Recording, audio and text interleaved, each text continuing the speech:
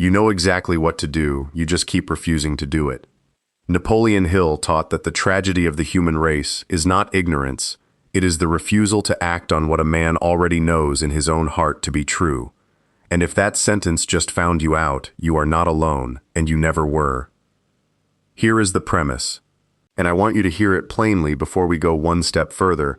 Napoleon Hill studied more than 25,000 men and women who had known failure in their lives, and he wrote that lack of decision stood near the very head of the causes of that failure. He said the successful men and women he studied reached decisions promptly and changed them, if ever, very slowly, while the failures reached decisions, if at all, very slowly, and changed them often and quickly. That is the finding, in Hill's own words, and he would stop you right there and say, "Do you see it? The knowledge you are carrying around is not the missing piece of your life. The decision is the missing piece. Thought alone is not a thing until it is mixed with a decision and set into motion by a plan, and it is that mixture, not the bare knowing, that Hill called thought transmuted into its physical equivalent. You already have the knowing, friend. What you have been refusing is the deciding. Say it with me. I decide now. I act on what I already know. I close my mind to every excuse that has cost me my yesterdays, and what I conceive and believe. I achieve. Again, I decide now. I act on what I already know. I close my mind to every excuse that has cost me my yesterdays, and what I conceive and believe, I achieve. Now if something in you just went quiet while you said that, type the two words, I achieve, in the comments below, and let it be your seal on what we are about to build together. And if this teaching is going to keep finding you, subscribe now, so that tomorrow's lesson does not miss you the way yesterday's decision did. The first key is this. Decision is the dividing line between the drifter and the achiever. Napoleon Hill wrote that the majority of people who fail to accumulate money sufficient for their needs are, generally speaking, easily influenced by the opinions of others. They permit the newspapers and the gossiping neighbors to do their thinking for them, and he set against that picture the man of decision, the one who forms his own opinions and holds to them. Let me ask you plainly, how many decisions has the world made for you this week that you should have made for yourself? The hour you get up, the work you settle for, the excuse you accept from your own reflection in the mirror. Picture an ordinary man. We will call him no one in particular because he is every man. He wakes already tired, and before his feet touch the floor he has let 3 voices decide his morning for him. The radio tells him what to fear, the neighbor tells him what is possible for a man like him, and his own old habit tells him to wait one more day before he starts the thing he has been meaning to start. By breakfast he has made no decisions of his own at all, only echoes of other men's decisions wearing his face. And he will call this a normal day. Hill would call it a day quietly rented away. It is not that this man lacks the intelligence to choose. It is that he has been renting out his choosing to every voice louder than his own. And a man can live an entire lifetime this way, comfortable, busy, agreeable, and arrive at the end of it having never once stood in the center of his own life and said, "This I have decided." Hill did not teach that decision guarantees ease. He taught that decision is the doorway. And a man standing forever in a doorway, admiring it, calling it beautiful, studying its hinges, is still a man who has not walked through. The door does not owe him comfort, it only ever offered him a threshold. This week, pick one decision you have been renting out to someone else. Your schedule, your spending, your silence when you should have spoken, and take it back into your own 2 hands before the sun sets today. That is not a small thing. Hill called it the very thing that separates the ones who arrive from the ones who only ever meant to. The rent you have been paying on your own mind ends the moment you stop paying it. I decide today, and I do not rent my decisions out again. The second key is this. A decision without a definite aim is a door with nothing behind it. Napoleon Hill taught that the starting point of all achievement is desire fastened to a definite purpose, and he insisted that this purpose be written down, in your own hand, in plain words, stating exactly what you want and exactly what you intend to give in return for it, not a vague longing for a better life, a dated, specific, written aim. He told of men who carried such a statement folded in their pocket and read it aloud morning and night, until the words stopped sounding like paper and started sounding like instruction. It is not the wish that moves mountains. It is the written word read with feeling until the subconscious mind accepts it as already so. Let me show you what this looks like in an ordinary week. Because Hill was never interested in theory for its own sake. Picture a man who tells himself he wants to get ahead in his trade. He thinks about it in the shower. He thinks about it in traffic. He thinks about it lying awake at midnight. And yet the following month finds him exactly where the last one left him. Why? Because a thought that only circles the mind is not yet a decision. It is only company for a tired brain.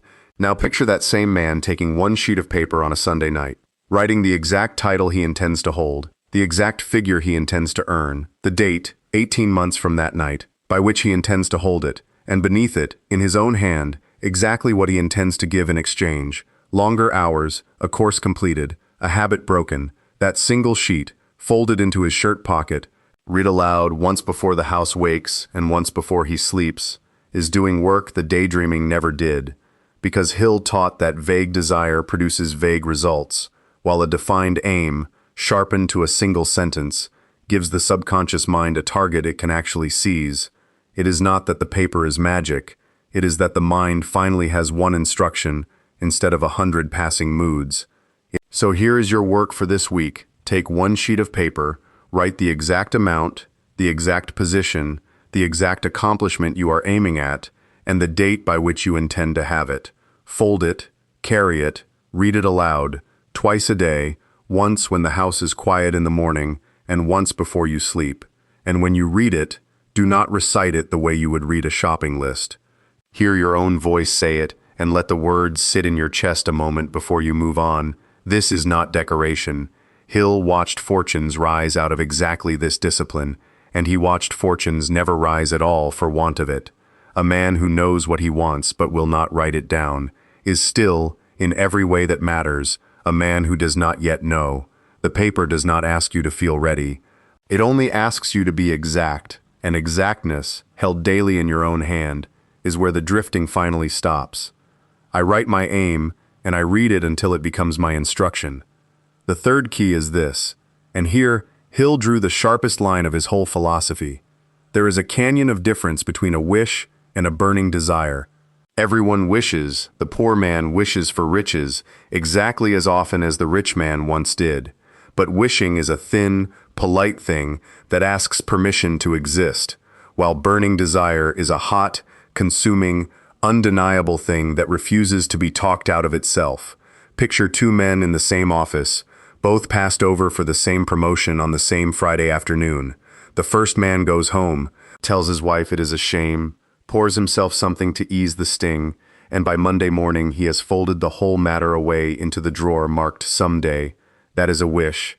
It visited him for a weekend and then it left, and by the following Friday he has already told himself a story that makes the loss feel almost reasonable, almost fair. The mind is very generous that way. It will hand you a comfortable excuse the moment you stop insisting on a better one. The second man goes home that same night and cannot eat his supper. He lies awake, turning the thing over. He rises before dawn and writes down, in his own hand, exactly what position he intends to hold, and by what date. That man has crossed the canyon.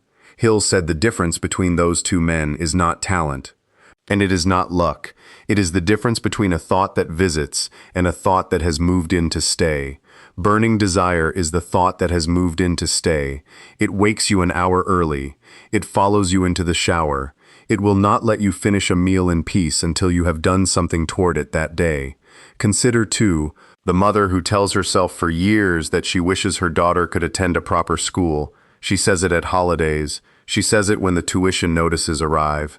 She says it the way a person comments on the weather, and nothing in her week changes because of the saying.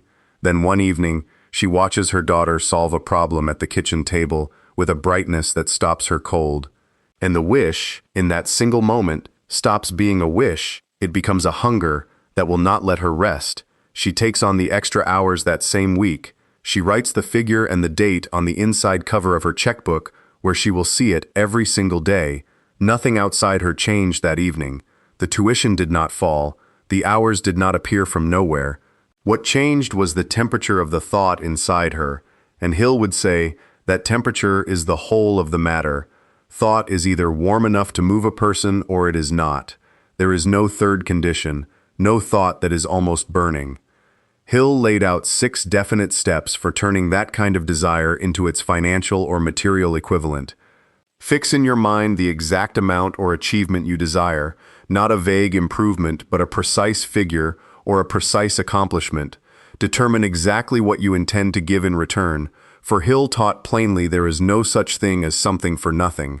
Establish a definite date by which you intend to possess it, because a desire without a date is only a hope wearing a disguise. Create a definite plan and begin at once, whether you are ready or not. Write out a clear, concise statement of all 4, and read this statement aloud twice daily, once on rising and once before sleep, seeing and feeling and believing yourself already in possession.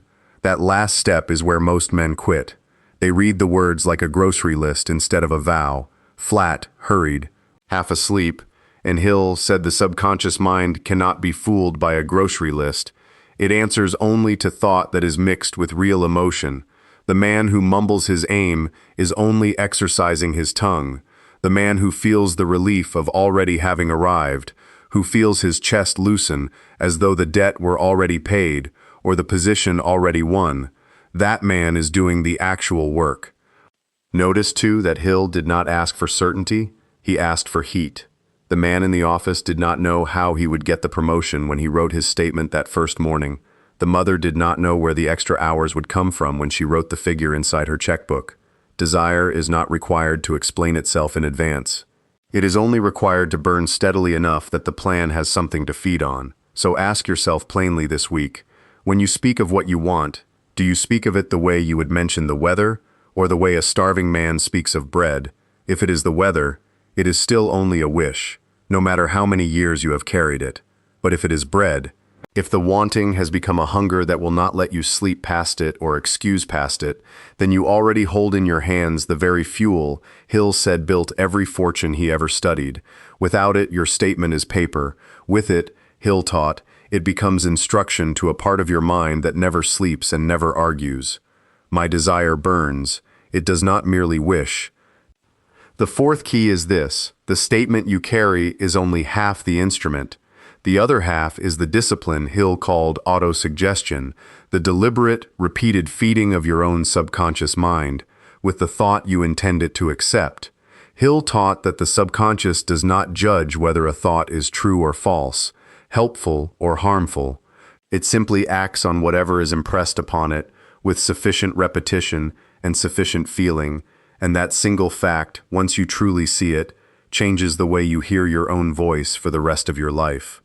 Because it means the tired complaint you mutter every morning about your circumstances is autosuggestion exactly as much as any written statement of purpose, only working against you instead of for you. It is not that you have no discipline of repetition, friend. It is that your discipline has been aimed at the wrong target for years. Consider an ordinary day. You wake and think, another day, same as the last. By 9, you have told a coworker business is impossible right now. By noon, you have sighed to yourself that people like you do not get the breaks. By mid-afternoon, you have replayed an old failure in your mind so many times it feels freshly true. By evening, you tell your family you are too tired to try the thing you have been meaning to try, that is 5 or 6 deliberate impressions stamped into the same fertile soil where your written aim is supposed to grow. No wonder the seed struggles, no wonder it feels, some weeks, like nothing is taking root at all. It is not that the ground is barren, it is that you planted 2 crops in it and only tended the weeds. Hill's answer was not complicated, and it did not ask you to be dishonest with yourself. It asked you to be selective, guard the gate, read the written statement aloud with feeling, twice daily as we said, once when the house is quiet in the morning, and once before sleep when the mind is soft and receptive. See yourself already in possession, feel the relief of it, and then across the rest of the day refuse every idle word that contradicts what you fed your mind at dawn. When the discouraging thought rises, and it will rise, you do not need to fight it or shame yourself for having it. You simply decline to repeat it out loud. You decline to dress it up in agreement. This is not mere positivity dressed in a Sunday coat. It is soil management, plain and practical. You are either cultivating the thought you chose on paper in your own handwriting, or you are cultivating whatever leaked out of your own idle mouth while your attention was elsewhere. There is no third option. The field is always growing something. I feed my mind on purpose. I do not leave it to graze on accident. Subscribe now if you want tomorrow's teaching to find you the way this one did. It costs you nothing, and it may cost you everything if you let it pass by. The fifth key is this, and it is the deepest thing Hill ever taught, so let us take it in pieces. First, consider the story Hill told of a man named R.U. Darby, who caught gold fever in the gold rush days and staked a claim, dug and drilled and finally struck the vein, then borrowed machinery to bring it out, and then, without warning, the vein vanished. He drilled on in desperation and found nothing, so he quit, sold the machinery to a junk man for a few dollars, and went home, but the junk man, before touching a shovel, brought in an engineer who calculated that the vein had merely faulted and that it lay exactly 3 feet from where Darby had stopped digging. 3 feet. The junk man went on to make millions from that same hole in the ground, and Darby, Hill said, never forgot that lesson. He made it back many times over later in life selling insurance, because whenever a prospect said no, he heard 3 feet from gold, and kept digging. That is the first piece of this key. Temporary defeat is not failure. It is only the world's rough way of testing whether your desire is a wish or a fire. Hill said every adversity carries with it the seed of an equal or greater benefit, not as poetry, but as a working law he watched prove itself again and again. And let me bring that law down to an ordinary week, because Darby's mine is far away and long ago, but the same 3 feet shows up closer than you think. A woman opens a small shop and for 11 straight months the register barely covers the rent. On the first day of the 12th month she stands in the back room and decides she has had enough. She is 3 conversations away from the customer who tells 6 friends. She does not know that. No one ever knows the count while they are still digging. That is exactly why Hill insisted the written aim and the burning desire must carry a man past the point where the evidence looks finished, because the evidence always looks finished right before it turns. Second, consider the 6 ghosts of fear Hill named and studied: the fear of poverty, the fear of criticism, the fear of ill health, the fear of loss of love, the fear of old age, and the fear of death. He called them ghosts on purpose, because none of them are things. They are states of mind, manufactured the same way faith is manufactured, by repetition and by the thoughts a man allows to take root. Watch how quietly they arrive in an ordinary day. The fear of poverty whispers when the bill arrives before the paycheck. The fear of criticism whispers when you rehearse an idea and then swallow it, because someone at the table might raise an eyebrow. The fear of ill health whispers in the small ache you decide, without one shred of evidence, must be the beginning of the end. None of these ghosts carry a body. None of them can lay a hand on you. They only ever move in on the strength of a thought you failed to challenge, and a state of mind that was manufactured by repetition can be dismantled the very same way, by refusing it room, by replacing it, thought for thought, with the written aim and the feeling of already possessing what you desire. Third, consider persistence itself. Hill wrote that persistence is to the character of man what carbon is to steel. Without it, a man has no strength of character worth the name. And notice, he did not compare it to the polish or the shine of steel. He compared it to the carbon buried inside it, the part no one admires and no one sees, the part that decides whether the blade holds its edge when the work gets hard, he told of Edwin Barnes, who arrived at Thomas Edison's laboratory not as a trained engineer, but as a man off a freight train with nothing but a burning desire to be partner to Edison in business. Edison himself said later that at first glance, Barnes looked like an ordinary tramp, but something in his manner said, "This is a man who has decided." Barnes took the lowest job in the building just to stay near his aim, and he waited years, sweeping floors within sight of the very machines he intended one day to sell. Most men would have called it foolishness. And Barnes finally got his opportunity when Edison's phonograph device needed a salesman nobody else believed in, and Barnes believed, and from that hour he began the climb that made him wealthy as Edison's business associate. Hill's comment on it was simple. Barnes did not merely want to work for Edison, he decided to become Edison's partner and refused, day after day, for years that would have emptied a weaker man, to accept any smaller outcome. Fourth and last for this key, consider the mastermind. Hill taught that when two or more minds join in perfect harmony toward a definite aim, there arises from that alliance a third, invisible force, greater than the sum of the two minds alone. No great fortune Hill studied was built by a single isolated brain. Carnegie, in the story Hill told of him, surrounded himself with a group of specialized minds working toward his aim in such harmony that Carnegie credited the alliance itself, more than any one man in it, for the steel fortune that followed. And you do not need a boardroom to test this law. Two neighbors who agree, in genuine harmony, to hold each other to an early rising and an honest day's work will outproduce either one alone. A husband and wife who sit down together over the same written aim will move it faster than either one carrying it silently and alone. The harmony is the whole of it, not mere agreement on paper, but a true meeting of minds toward one aim. So ask yourself plainly this week, who sits at your table, whose mind do you borrow strength from, and whose fear have you been borrowing instead? Temporary defeat, the six ghosts, persistence, and the mastermind. These are four faces of a single truth, that the world will test your decision before it hands you the prize, and the testing is not cruelty, it is only the world checking whether you meant it. I persist. 3 feet from gold looks exactly like defeat, and I keep digging. The sixth key is this, and it is the quiet one. Guard the gate of your own mind. Napoleon Hill called drifting the great destroyer. The man or woman who moves through life without a definite purpose, absorbing whatever opinion, fear, or discouragement happens to be nearest, is, Hill said, at the mercy of every current, and he meant that as literally as a man adrift on open water, no oars, no compass, simply carried wherever the tide of other people's thinking happens to push him. Close your mind against negative influences the same way you would close a door against a draft on a cold night. Not with anger, simply with quiet, practiced firmness. Let me walk you through an ordinary day the way Hill might have. You wake with your written aim fresh in your mind from the night before. You feel, for a moment, decided. Then the radio in the next room carries bad news before you have finished your coffee. A coworker corners you by 10 with every reason your plan will not work.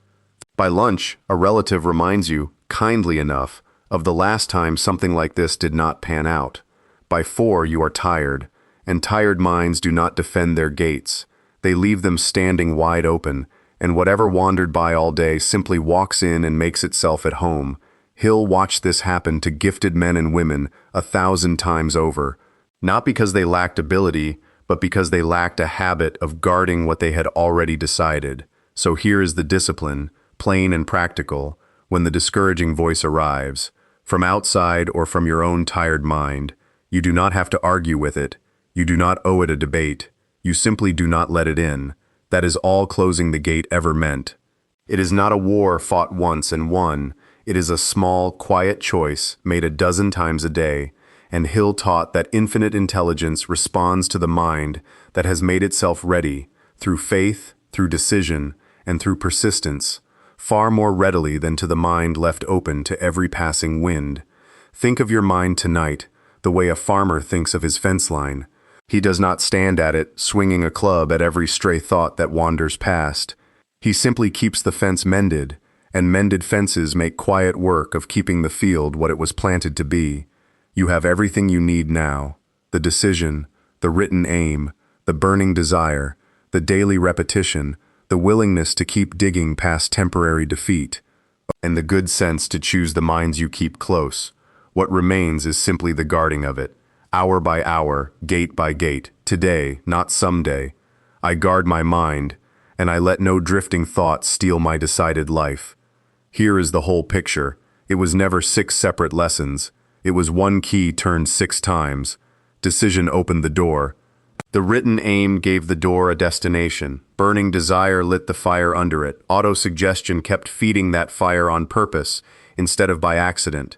Persistence carried you past the 3 feet of temporary defeat that looks exactly like the end but never is, and guarding your mind kept the whole structure standing once it was built. It is not that you lack the knowledge. It never was that. It is that you have been waiting for the knowing to feel like enough. And Hill would tell you plainly, it never will. Only the decision, fed daily, defended daily, will. Now, if you want this to become more than a video you watched once and felt something from, I built the definite aim method for exactly this reason. It is a short daily companion, 5 minutes in the morning and 5 at night, walking you through the written statement, the auto-suggestion, and the guarding of your mind, the same disciplines Hill described, turned into a habit you can actually keep instead of a lecture you admire and forget. It is priced modestly, backed by a plain refund if it does not serve you, and the link is in the description below. I decide now, I act on what I already know, I close my mind to every excuse that has cost me my yesterdays, and what I conceive and believe, I achieve.